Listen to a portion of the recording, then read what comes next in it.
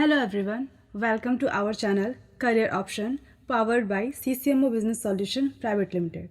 So in this session, we can talk about PGDM and MBA courses. What is PGDM and MBA courses? What is difference between both these courses? Which one is the best?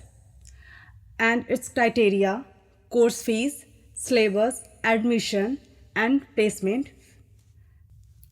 So PGDM and MBA, both the courses are management courses. There is one difference between PGDM and MBA courses. PGDM is a diploma courses and MBA is a degree courses. Now, which types of colleges provide PGDM and MBA courses? So, the PGDM courses provided by the autonomous colleges. Autonomous colleges means which is self-control.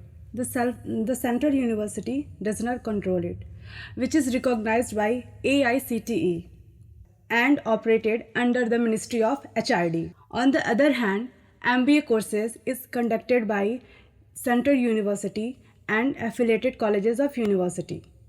So guys, जो PGDM courses होते हैं वो autonomous colleges provide कराते हैं.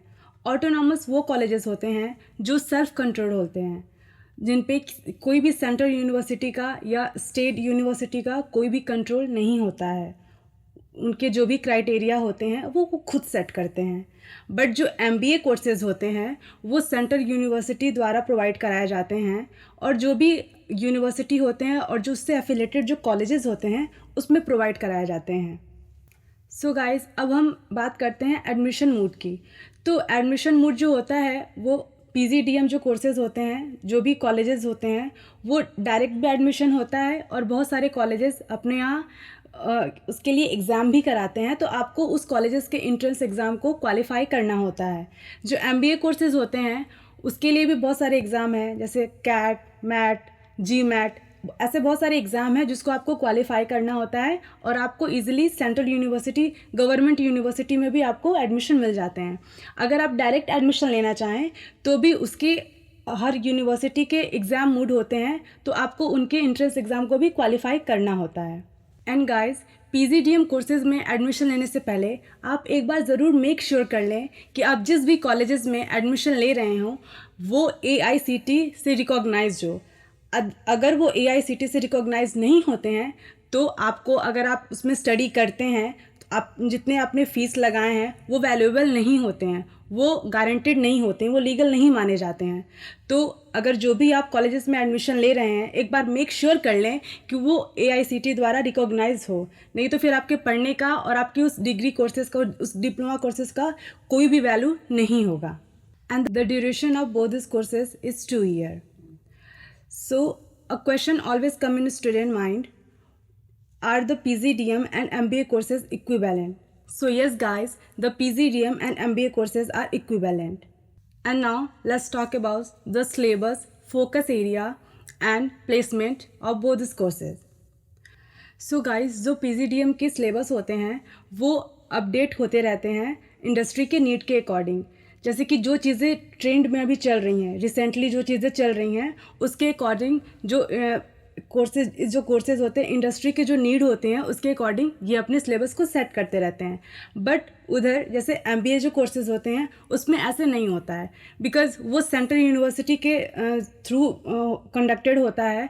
तो वो जो central university एक बार जो सिलेबस क्रिएट करती है वही क्राइटेरिया चलता रहता है, और अगर वो अपडेट भी होता है तो उसमें बहुत ज़्यादा टाइम लगता है.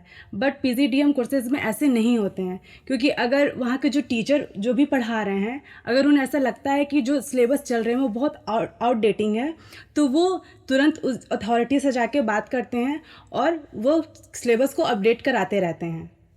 सो अब बात करते हैं फीस स्ट्रक्चर की. तो गाइस, जैसा कि मैंने आपको बताया कि जो PGDM कोर्सेज जो प्रोवाइड कराते हैं ऑटोनॉमस कॉलेज वो सेल्फ कंट्रोल होते हैं. तो वो जो फीस की जो क्राइटेरिया होती है वो अपने यूनिवर्सिटी के अकॉर्डिंग, कॉलेज के अकॉर्डिंग वो सेट करते हैं.